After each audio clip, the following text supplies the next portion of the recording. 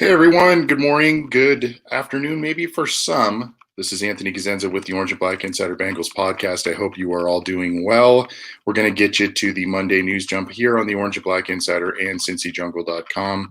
Hope you had a great weekend and hope everything is going well with you all as we sit here on Monday morning. Let's get to it. The big news that is coming out of Bengals camp is with Mike Daniels potentially joining the Cincinnati Bengals.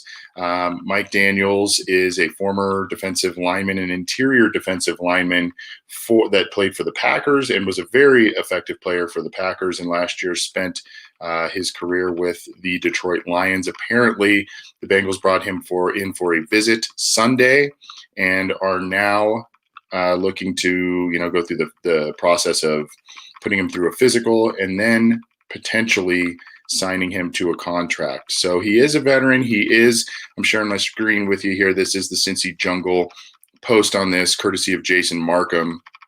Adam Schefter broke the news yesterday afternoon that he's going to be visiting the Bengals. As I mentioned, he's in his early 30s, so he is 31 years old.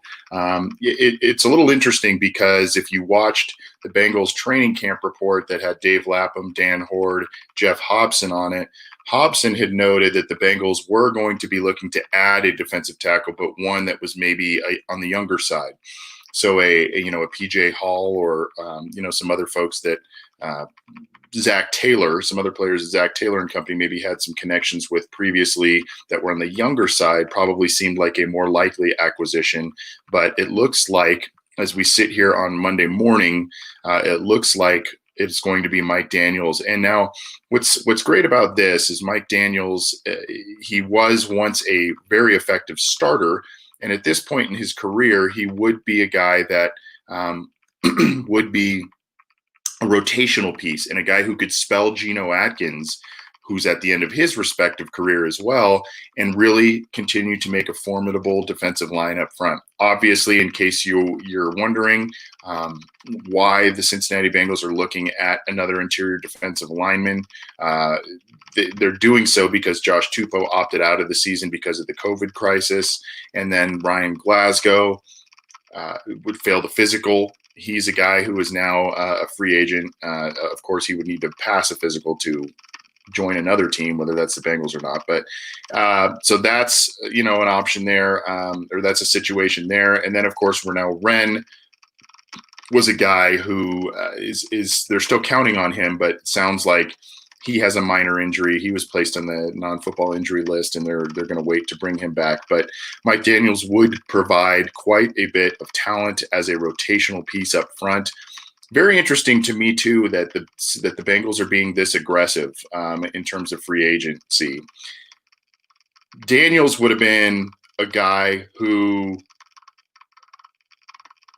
years ago probably would have been the Bengals' free agency prized piece. They would have touted that as, hey, we're being really active in free agency. We got this former effective player who was with the Packers and Lions, and towards the end of his career, very a guy that a lot of people around the league know and respect. He would have been kind of their crown jewel of free agency. Instead, now he comes in and he's probably the fourth or fifth most prominent player in their outside free agency foray. You look at DJ Reader, you look at Von Bell, Trey Waynes, Mackenzie Alexander. These are all guys that are going to start or have heavy roles for the team. And then you bring in a Mike Daniels, another guy kind of that similar mold, and he's kind of down the pecking order. So this is a very, very exciting offseason for the Cincinnati Bengals, all things considered, between their draft class and their free agency class. Very exciting free agency period for the Bengals, assuming they get this deal done. Mike Daniels passes his physical. As of about an hour and a half ago, Ian Rappaport on the NFL Network reiterated that the Bengals brought Daniels in for a visit. They're giving him a physical, and he is, quote, likely to sign with Cincinnati. So it's a very different offseason, and the question now becomes, because we'll focus on some other news now, but obviously the Daniels thing is kind of the headline news right now. But the question becomes, is this free agency period predicated on Zach Taylor imposing his will as a head coach, and having his influence on that room? Is it due to the pandemic and guys kind of just experiencing a different offseason? Maybe Mike Daniels didn't have quite the interest level that he thought he would, and he's still out there, and he finds a good opportunity where he thinks he can get quite a bit of playing time, a decent paycheck from the Cincinnati Bengals, be it even on a rental type deal. Is it that players around the league are excited to join the Cincinnati Bengals because of Joe Burrow being in the fold, because of these other free agency acquisitions that they've signed this offseason, the draft that they brought in aside from Joe Burrow, AJ Green being back? Is that what's playing into this free agency foray? Or is it the fact that the Bengals now have a team that has a quarterback on a rookie contract, a much more salary cap manageable type of contract? Is that why we're seeing these other deals being done? I don't know. I think we can all, as Bengals fans or those that follow the team, can say we like what we're seeing from this team. And I think we can all say that, Mike Daniels would be a positive acquisition and likely even an upgrade over a Glasgow. And, he's a completely different player than Tupou, a different size and build and everything, but very similar to a Glasgow type of mold. And, I would think that if he's healthy and effective, that is an upgrade over Glasgow anyway. So you would have to like this acquisition, a very good, solid move. I guess a little bit unexpected in some ways by the Cincinnati Bengals, but, this was a name being kicked around, other names being kicked around at the time. D'Amata Pico, a potential reunion there was one. I mentioned PJ Hall from the Raiders, and a couple of others were guys that, could have been options for the team as they were looking to bolster their defensive line. And if you remember, this was a priority for the Bengals this last year, this offseason. They really wanted to keep that defensive line fresh. They really wanted a rotation up front. They really wanted a bunch of different talented guys to be able to move in and out of that defense and continue to be effective up front there. And I think Daniels provides that for him. Let's go to our good friends at Sports Illustrated, James Rapine and company. There is a potential training camp battle brewing with Bobby Hart and Fred Johnson. Pardon the little video that popped up there. But and what's interesting is on the Bengals Booth podcast, again, Dave Lapham and Dan Horde host that one. It is kind of the official Bengals.com podcast there. One of many great ones, including ours. But Dave Lapham broke down, and you can see here's the quote that Lapham provided in terms of the potential battle between Fred Johnson and Bobby Hart. Physically, I think they feel good about Fred. Quote, Bobby's had problems with penalties. Now Fred has to show poise, composure, those kind of things. And if he handles that a little bit better than Bobby has handled it historically, then that can give them a little bit of an edge. Now, if you remember, the Bengals brought in Fred Johnson off of waivers kind of late in the season last year. He kind of sat around on the bench for a little bit. And then at the end of the year, once they got disenchanted with Cordy Glenn and his health issues and other stuff going on, and, they were just kind of doing a mix and match situation on the offensive line, Fred Johnson got a couple of starts at the end of the year at left tackle, played pretty well. Some of these games that Fred Johnson saw some time in were some of the most productive games by Joe Mixon. Now, Fred Johnson was an undrafted player. Bobby Hart, a seventh-round pick, and they're both looking at a former seventh-round pick of the Giants. They're both looking at potentially grabbing that right tackle spot. We know the issues with Bobby Hart. He has also not really endeared himself to a certain part of the Bengals fan base, maybe even a large part of it, because of some social media posts he's been putting out there, kind of adding fuel to the fire as to, why is this guy continuing to start? Why is he on this team? There were points towards the later part of last year where he did improve his play. He was pretty awful the first part of the year, still had a pretty low PFF score throughout the entire year, but did show some improvement in terms of the penalties effectiveness departments about midway and late into the year. And again, that coincided with some better performances by Joe Mixon. Still, I think at this point, we know what to expect from Bobby Hart. He is still a little bit on the young side, but at this point, I still think we know what to expect from Bobby Hart. We don't really know what to expect from Fred Johnson. We think we saw, because training camp practices have been closed to media members and the general public.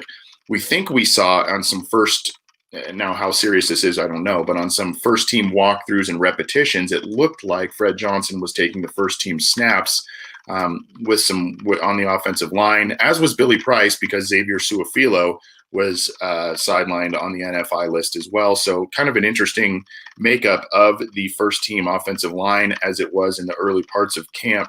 So, I think a lot of people I see already in a live YouTube chat, Yeti So Bengal says, I'm rooting for Fred. I think a lot of fans truthfully are, and for good reason, but I do think that the Bengals like Bobby Hart much more than those of us on the outside of the organization do. They like what he brings to the table, and they think he still is an ascending player. They do this regime also really likes Fred Johnson, though. That's why they brought him in. They gave him some time at the end of the year and to see if he could sink or swim. And, he swam a bit. He played pretty well, and especially playing on the left side for Cordy Glenn. He wasn't playing right tackle, so it was Fred Johnson on the left late last year and Bobby Hart on the right. So now he's vying for that right tackle spot. Johnson does come from the Steelers. He was waived by them, so the Steelers know what they're doing with offensive linemen as well. And there's some nastiness and technique and all of that comes with Steelers offensive linemen. So, maybe Fred Johnson will bring that and bring some steadiness on the right tackle spot. Or, maybe Bobby Hart proves that he is an ascending player and he does have showing some improvement here, at least for another year or so as he's under contract. Again, I'm Anthony Cosenza with CincyJungle.com and the Orange and Black Insider Bengals podcast. Thanks for joining us on the Monday News Jump. Again, some big news and headlines for the Cincinnati Bengals, namely around Mike Daniels, the defensive lineman formerly of the Packers and the Lions, looking like he is going to join if all things go well, passing the physical, contract numbers being worked out. Looks like he's going to join the Cincinnati Bengals defensive line. And even though they lost some guys, Glasgow, Tupou, and temporarily Wren, looks like Wren's going to come back and maybe play a little bit of that Tupou role, whereas a Mike Daniels would play a little bit of that Glasgow role in terms of rotational player up front. A lot of talent on that line still. Older talent if Daniels gets added. Daniels, Atkins, and Dunlap definitely towards the end of their careers. But you have those three very effective players. I mentioned Wren, a guy who looks to be a project guy but has a ton of upside. You also have Sam Hubbard. You've got Carl Lawson coming off the edge. You can tweak around with Akeem Davis-Gaither off the edge and do some things there as well. So, a lot of talent. And if they stay healthy up there, and of course the season gets played, if they stay healthy up front, a lot of rotational talent that they can keep guys fresh and get after the quarterback and hopefully also stop the run, which were both problems for them last year. Let's keep going through the line here on some Bengals news and notes. I'm seeing, if you just kind of do a search on Twitter for Bengals, I'm seeing a lot of stuff also that AJ Green is looking good through early parts of camp. Obviously, it can't look much worse than what happened last year where he was injured towards the very end of the first practice of training camp. But according to coaches and all kinds of things, it sounds like AJ Green is looking good and he's building rapport with Joe Burrow. We've seen a couple of little clips of them throwing to each other again. Sessions are closed to the media, and so we're a little limited on what we've seen, but that is apparently the case with AJ Green. So good news there. Let's cross our fingers that he stays healthy and that he can continue to build rapport with Burrow. And, I think we all want to see AJ Green end his career with the Cincinnati Bengals. He deserves another, one last contract, and he deserves, if he has some productive seasons, he deserves to be in the Hall of Fame.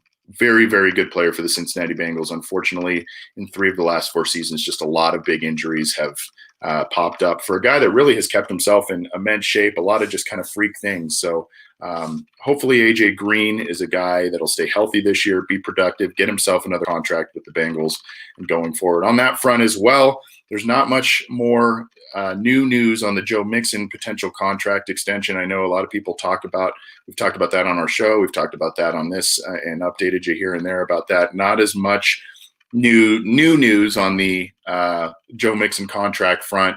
We do know as of last week, Duke Tobin did say that they do want to get a deal done with Joe Mixon. They don't value the position. They value the player. So they love what Joe Mixon brings to the locker room, on the field, all of that.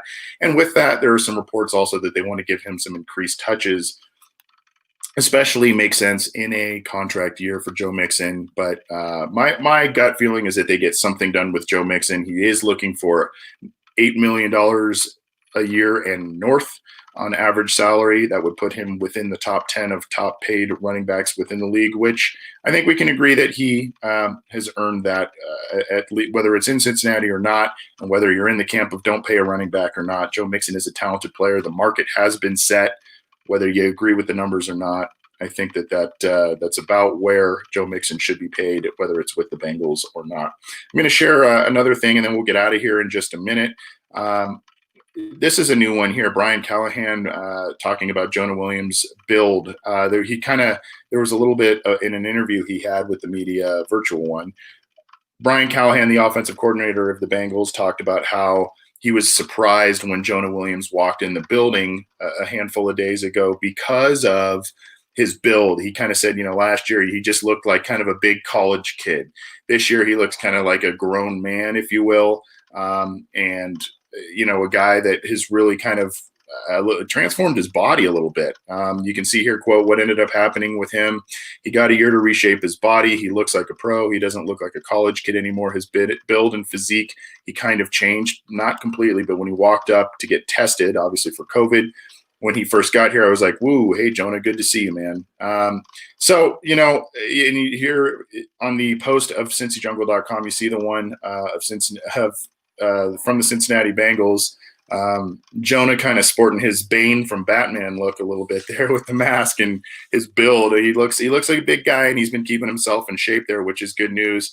The other aspect to this, obviously, is, the quote-unquote extra first-round pick. The Bengals get a potential franchise left tackle along with a franchise quarterback coming back in 2020. So, it seems as if that shoulder injury, what he experienced last year, unfortunately, is healed, and he's ready to go and really has been keeping himself in shape and kind of continuing to grow. And, I think a lot of this, we do see a lot of this time of year, a lot of coach speak, a lot of coaches talking guys up, young guys, unproven guys they're excited about. And of course, because there were no mini camps and all of that, these coaches haven't really seen these guys. So it has been months and months and months since some of these coaches have seen these guys in person. They've done virtual meeting after virtual meeting, but it's almost kind of like, absence makes the heart grow fonder a little bit. And maybe the coach saw him and said, oh, wow, this is a different looking guy this year. And, I think also Jonah probably wants to avoid having any other injury issues. And he wants to really shape up his body so that he can be immune to any other potential issues at least as much as possible. So good news there. And, hopefully Jonah Williams ends up coming back and being a solid player for the Cincinnati Bengals. We're going to get out of here. Again, I'm Anthony Cosenza. We usually do some more NFL news, but we're going to get on out of here for the sake of time and for the fact that really the big headline right now, at least in Bengals Nation, is about Mike Daniels and a couple of other things that I mentioned there. So anyway, thank you for tuning in. Again, I'm Anthony Cosenza with CincyJungle.com. If you're new to our podcast, The Orange and Black Insider, we do the Monday news jump that gets you set for the week, like this one right here. We have our midweek Wednesday night longer show. It's about an hour or so. John Sheeran, who is also a contributor at CincyJungle.com, and myself do that. Do a little more analysis, commentary, that sort of thing. And then throughout most of the Fridays in the month, we do listener questions live, where we field your questions. You submit those to us and we answer them on the air. So if you're new to the program, you can get it on iTunes, Stitcher, Spotify, Google Play, Megaphone, iHeartRadio. You can subscribe to our YouTube channel. There's a little icon at the corner of the video here that you can subscribe to the YouTube channel. And of course, if you're following Cincy Jungle on Facebook, these videos will pop up on that feed. But make sure you follow Cincy Jungle on Facebook. Make sure you subscribe to our YouTube channel so you know when we're going live. You can catch us live, or if you're unable to join us live, you can catch the following recording on any one of our podcast channels, so you can check that out. Thanks, everybody. Take it easy. We'll see you soon.